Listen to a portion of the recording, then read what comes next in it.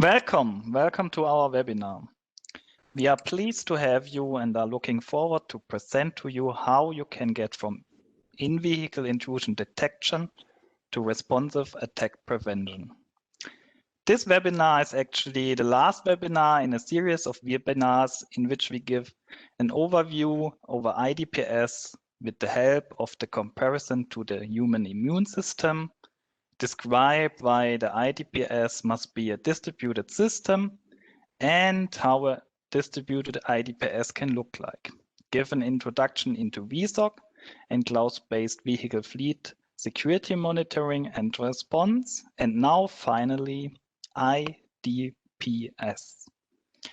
For this, I'm very happy to have my colleague Dr. Siddharth Shukla here with me. He is the responsible product manager for our Ethernet firewall SecureGate and our network IDS product SecureIDS Ethernet. He is passionate about embedded security, real-time systems, and wireless sensor networks. He joined Scrypt in 2015 and has more than 10 years experience in various positions as software developer, architect, and security analyst, and so on. My name is Andreas Weber, and I am the product manager for host-based IDS and the IDS distribution framework at Scrypt. I joined Scrypt in 2016 and have been working in the automotive security as security consultant, project manager, and now as product manager. You probably know Scrypt, so I will only briefly say something to us. Scrypt is an embedded security pioneer, founded in 2004. We have more than 400 employees in 19 locations around the world. You can find us practically almost everywhere where you find major automotive OEMs and tiers. We strive to provide a holistic security offering of products and services to help you protect the vehicles from today and tomorrow. Let's have a look on today's agenda. First, I will present a very short introduction to mandatory regulations and in-vehicle IDS. If you like to hear more on this topic, I can recommend you our first webinar. I will provide links at the end of the presentation. After that, I will shortly introduce IDPS and give an overview on prevention possibilities. Then Sid will give us a technical deep dive into automotive firewall technologies, followed by how you may utilize an automotive firewall for intrusion prevention. After this, I will give an outlook on future trends, and then we are looking forward to your questions. Let's begin.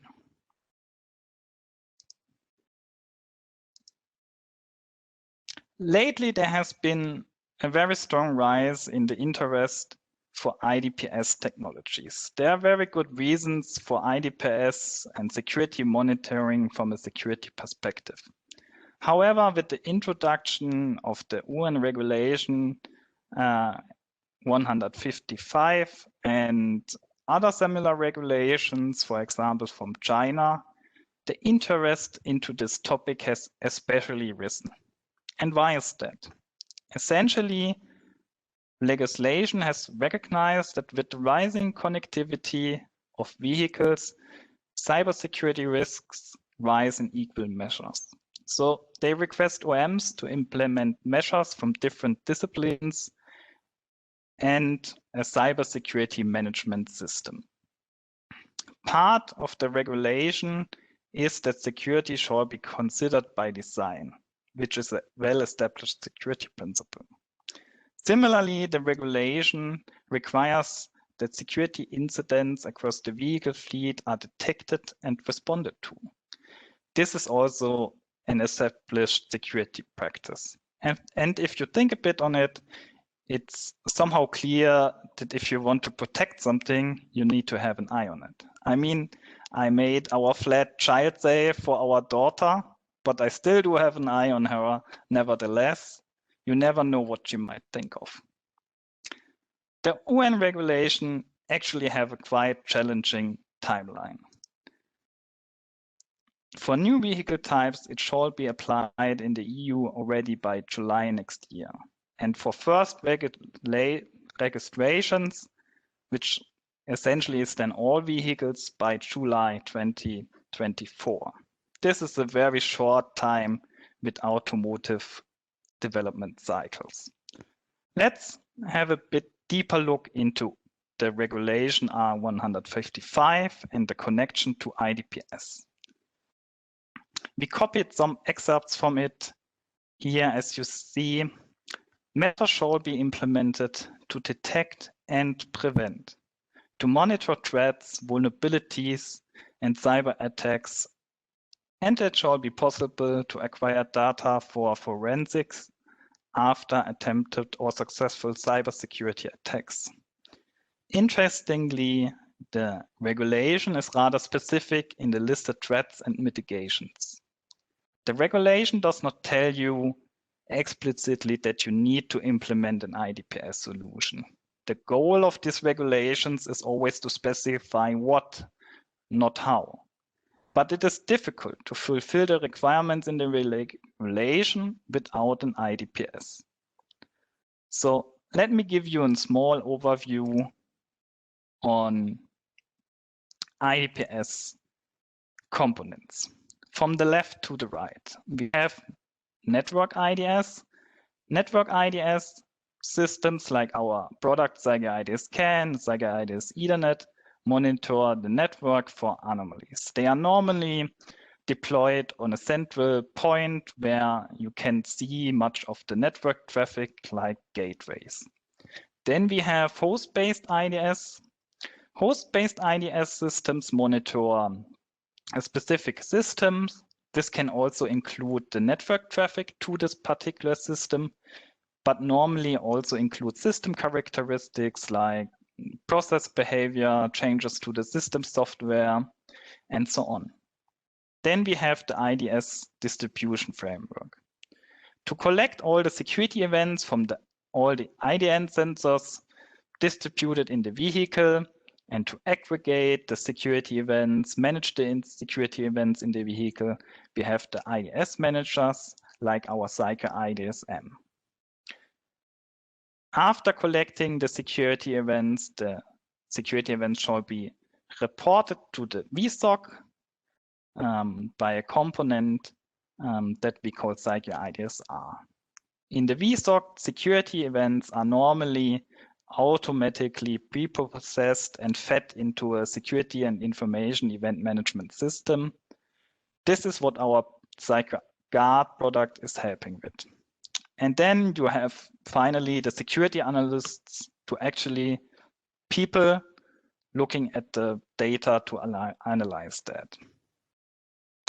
We speak of an IPS if an intrusion detection system can also respond to an intrusion.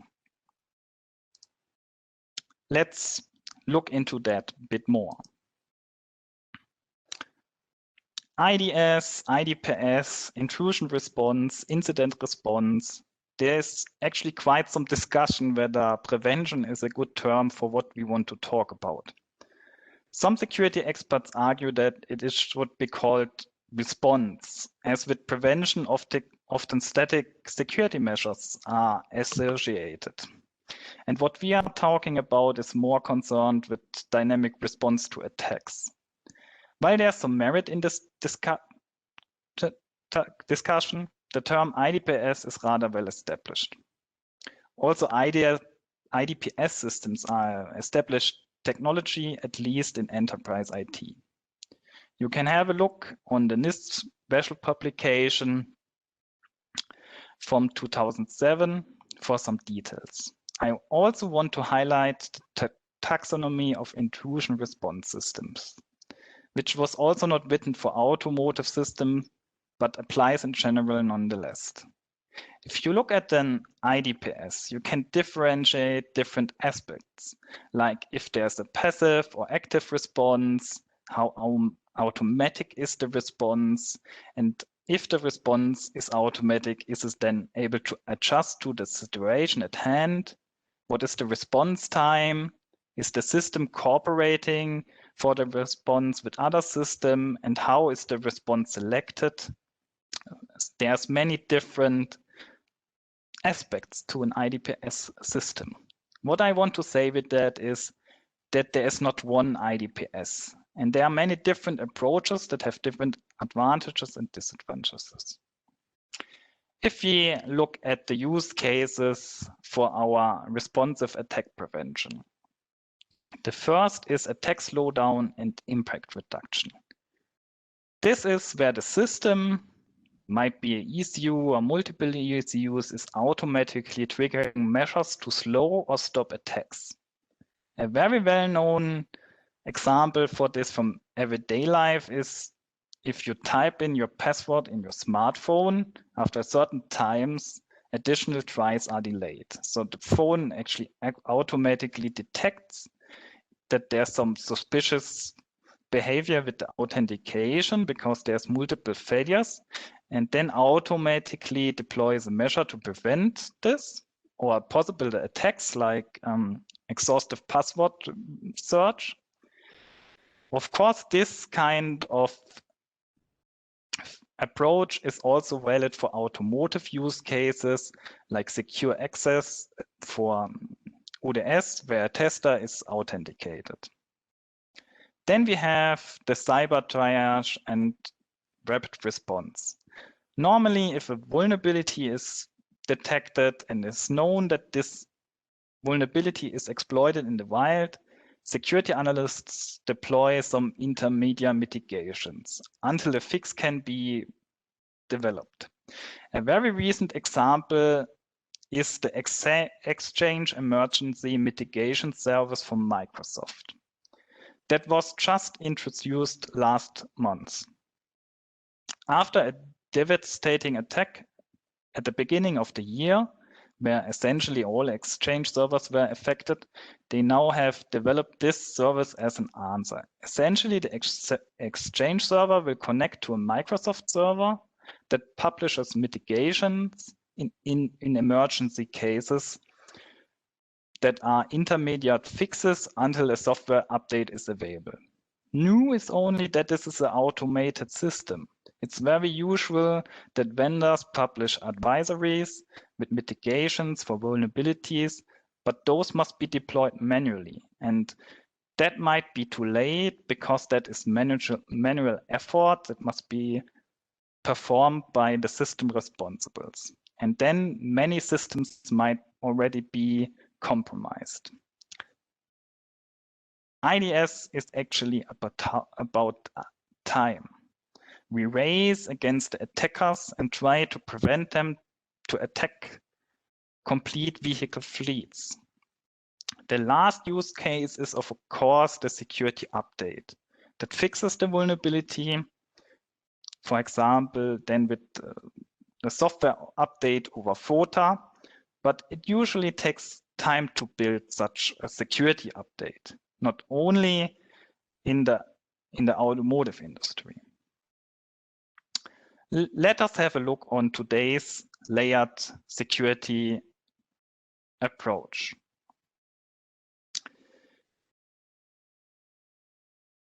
We have made great progress with automotive security in the past.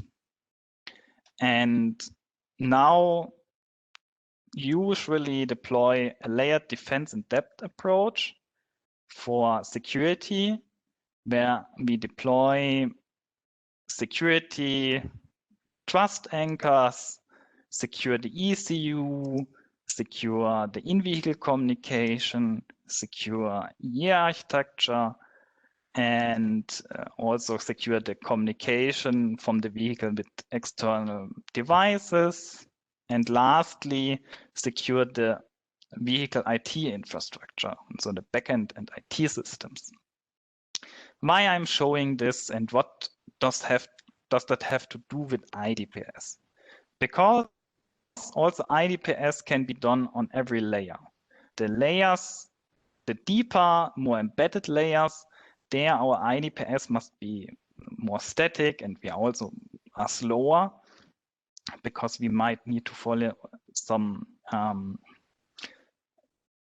safety process on the highest layers, we can be more dynamic and faster. The first point of response is normally the backend and IT infrastructure, as it is easier to change and update. On a side note, that was also the first response to the famous Miller and Walasek hack of the chip. But in the end, we should also deploy IDPS solutions on every layer to achieve a good result. Let's hand over to Sid for a deeper look into how you could do that with a firewall. Thank you, Andreas, for handing over and for this great introduction into, let's say, the background of this topic. So now to start with my section, I would like to first give you a technical deep dive into the current automotive firewall technologies, followed by ways into of how we can utilize them to implement intrusion prevention.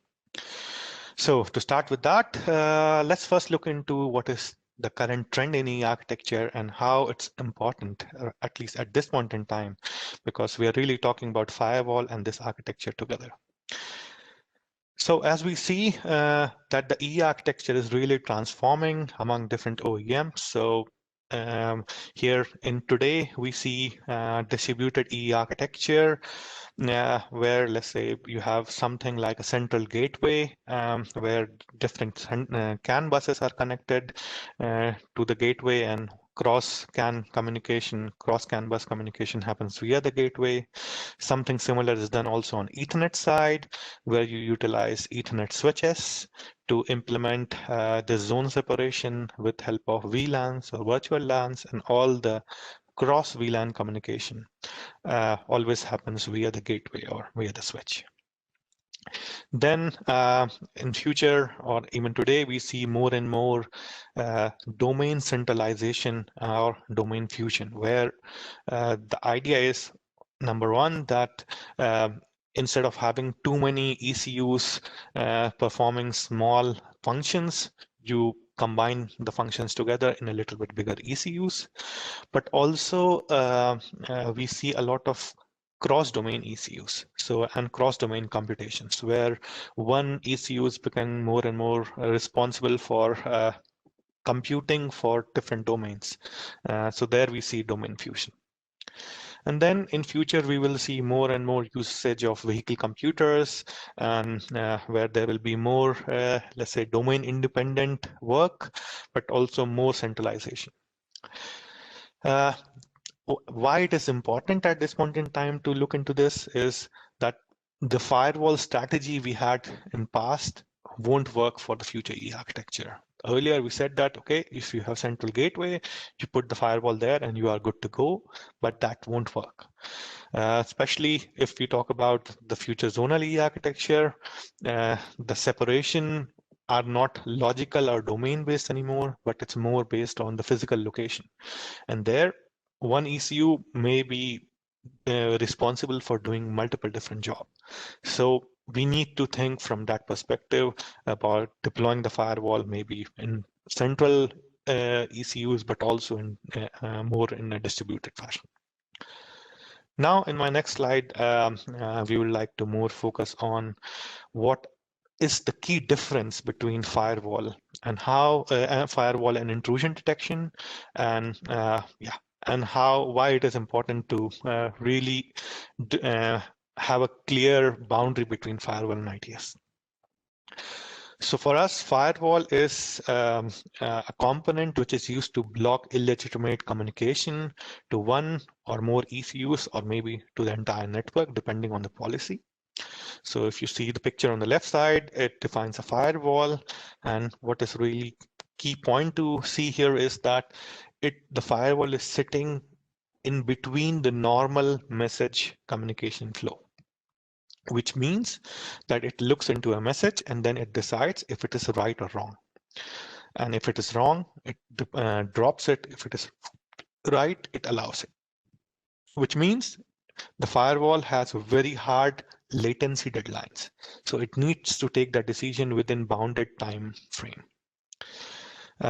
Also, it needs a very clear identification of messages if they are right or wrong. You cannot be ambiguous where you can say it may be this. If you see on the right side, it defines an IDS, and the job of intrusion detection is to detect anomaly and then create intrusion report. What is the key point to see here is that it is not running, let's say, it's not in between the normal message communication flow, but it is something which is running in parallel, which means first, it does not have hard timing or latency requirements like a firewall, but also, on the other hand, the focus here is more on behavior and pattern analysis and not, let's say, a very straightforward allow and don't allow. And therefore, the IDS can run more complex algorithms to figure out if it could be a potential intrusion. Then the third component is a router, which is basically used to enforce communication flow. So if the firewall says this message is right or wrong, what to do next with the message is taken care of by the router. Now we will look into our next slide, which is defining the types of firewall. So if we talk from an IT perspective, there are three kinds of firewall. One is network-based firewall.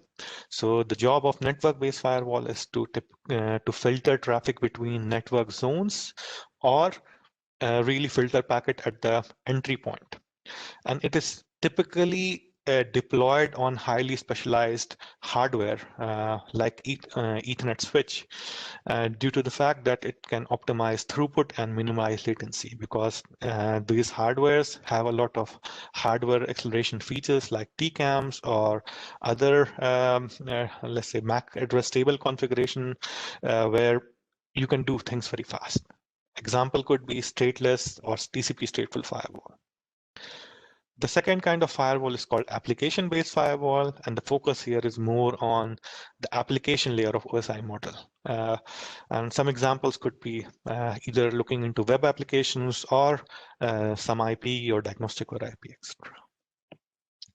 The third kind of firewall is called host-based firewall, and this is typically a software application or suite of application installed on an ECU, and it provides protection to a specific host like an NDC. Why we talked about it? So the main reason behind that is when we talk from an automotive context, we see them, all these three kinds of firewalls merging together, which means if we talk about this example with the vehicle computer, we will see the use cases of network, application, and host-based firewall. We will see all of them together on the vehicle computer. That does not mean that you have to run 3 instances of firewall, but the key fact here is that we see one firewall application which is doing all these 3 jobs. Especially, we see them merging together with application layer for firewalls, because if we talk about, let's say, a network-based firewall, we don't only talk about inspecting lower layers or lower layer headers, but we really talk about looking into application layer information like some IP or payload or diagnostic or IP.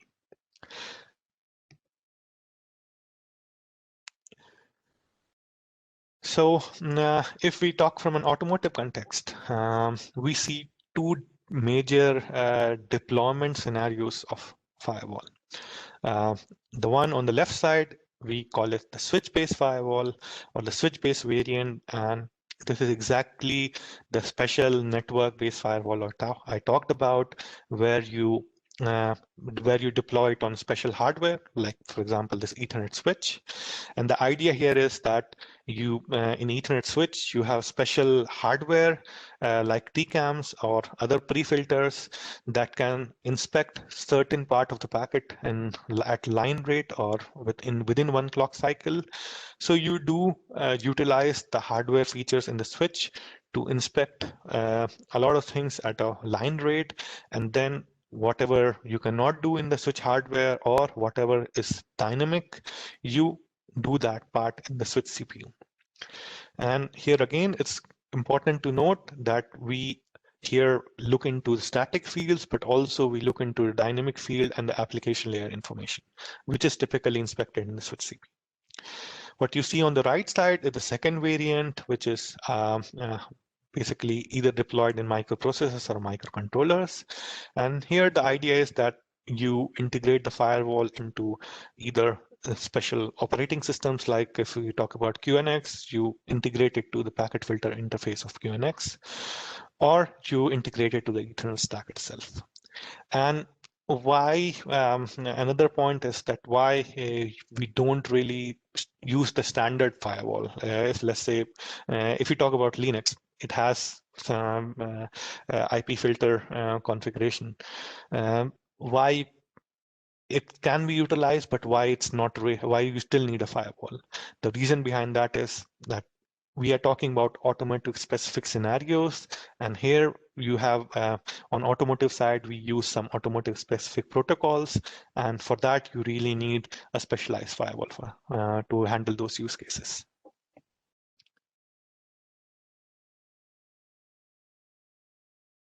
So the thing I talked about before, if you look into this list of protocols on Ethernet side, it's really vast, it's complicated and complex compared to CAN.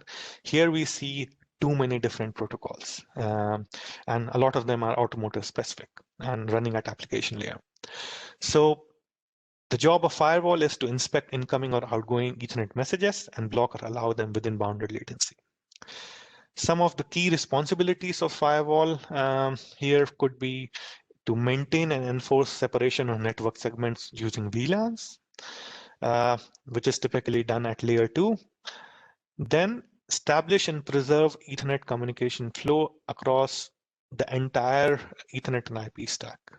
And here we really see the requirements from application layer firewall and network layer firewall converging. And here we need support for stateless packet filter, which is about really inspecting headers in the Ethernet packet. Then comes stateful packet inspection, where you focus on stateful protocols like TCP, where the client and server first establish a connection and then the state of connection changes dynamically during the runtime. So you need to track the state graph when the communication is happening. And then comes deep packet inspection, which is more about either looking into any of the application layer protocols or the payload itself. Then it's quite important that you are to look into certain or to inspect certain specific scenarios, that you should be able to link a firewall rule to the context or state of vehicle to really adapt firewall rules according to state. And then the communication policy of the firewalls should be based on either on whitelist-based approach, where you explicitly define what should come in, but also with the blacklist approach, where you can clearly say, this is something which I don't want in my system.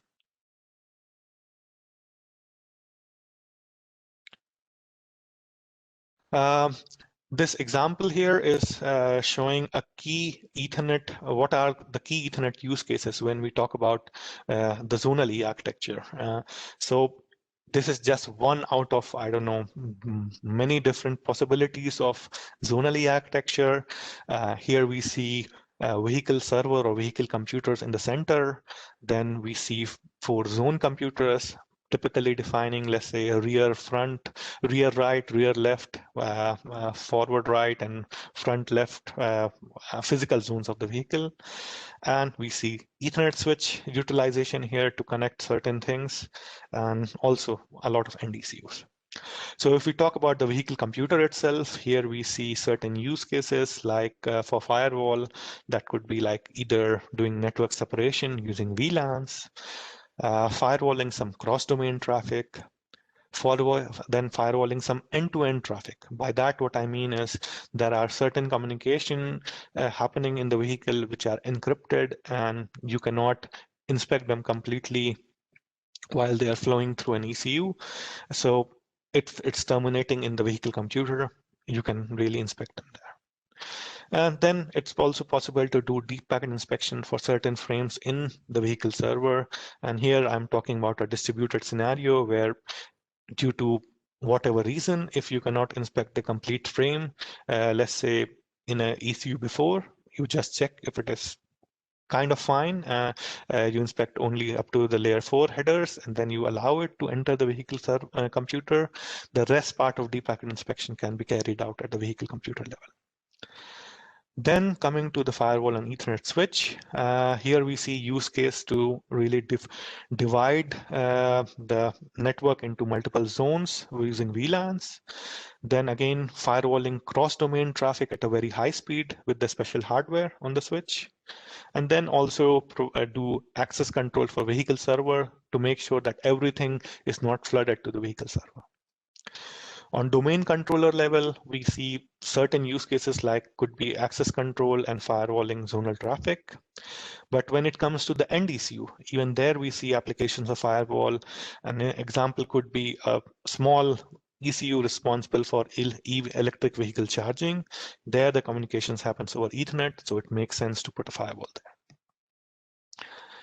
So in my last slide in this area, we will focus on how complex the firewall rules are today from an automotive context.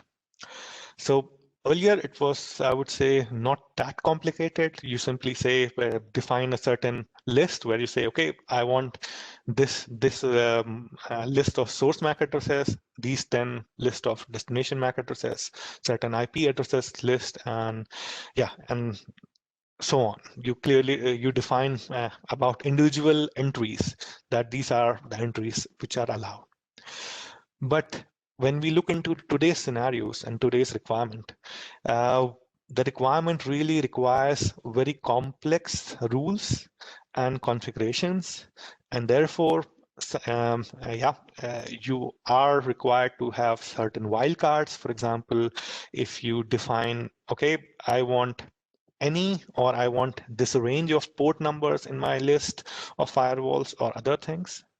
But what is really the most important point here is linkage or linking of inspection of one OSI layer to another. By that, what I mean is that the idea is not to allow 10 MAC addresses, source MAC addresses, and 10 destination MAC addresses, but to really link the information together. So by that, what I mean is that you say, if you look into this example, we really define a complete message by saying, I want a message from certain source port number 2 with a predefined source MAC address, the destination MAC address any, a predefined source IP, destination IP.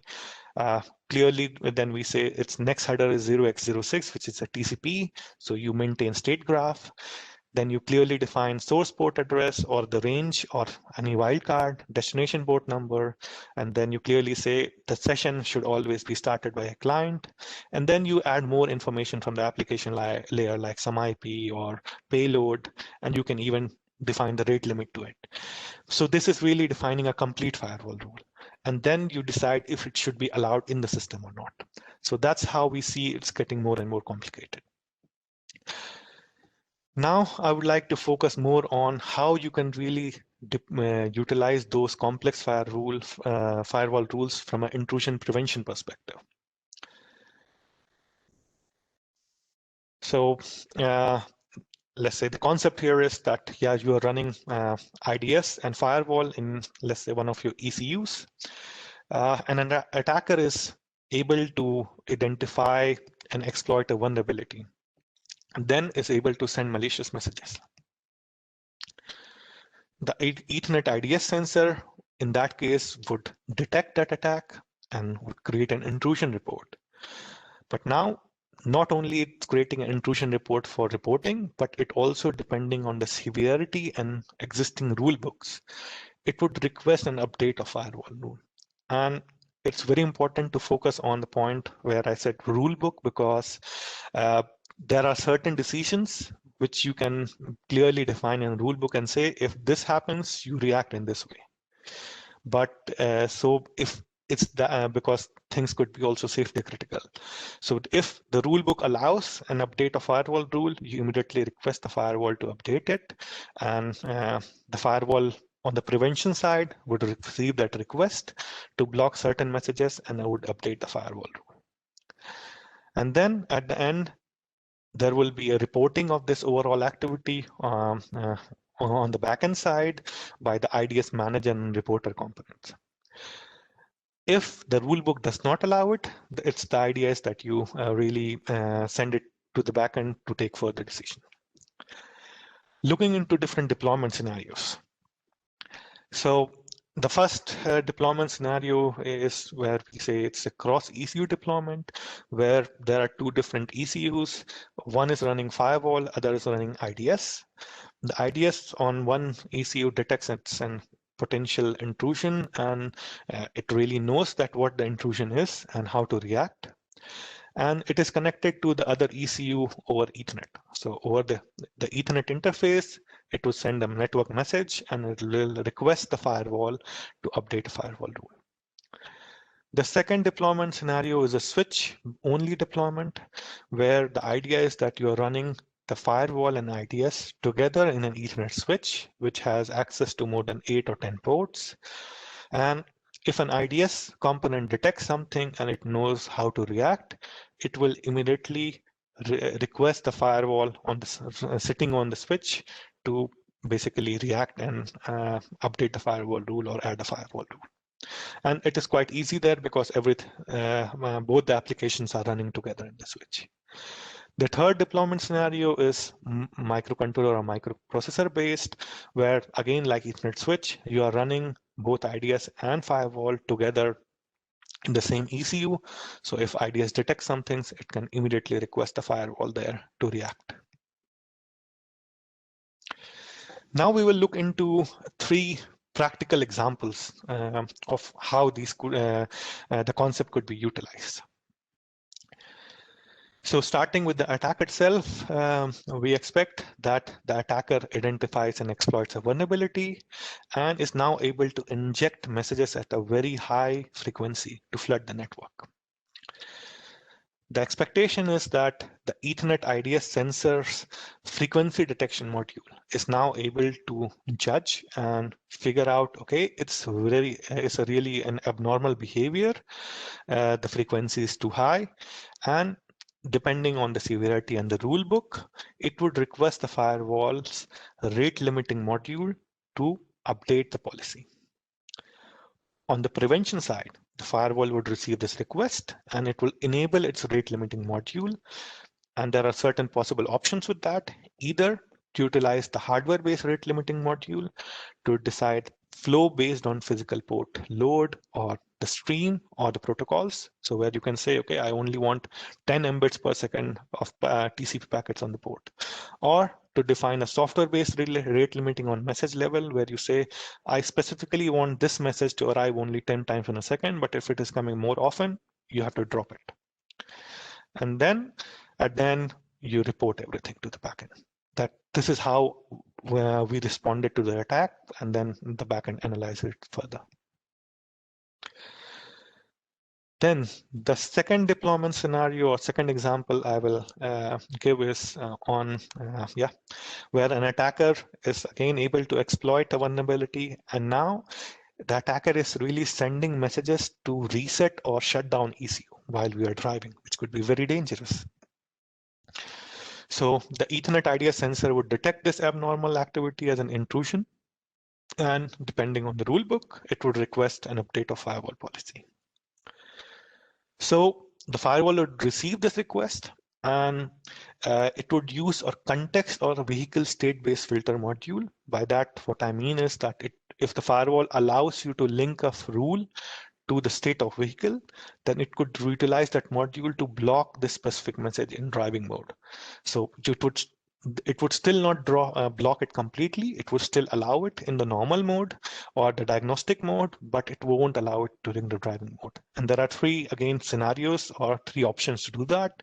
Either to disable the message in software, or disable the TCAM rule in hardware, where you can configure the TCAM rule based on the context or state of vehicle, or update, let's say, other hardware configurations on be it microprocessor or the switch, for example, MAC address table. and then at the end, basically report this to the backend.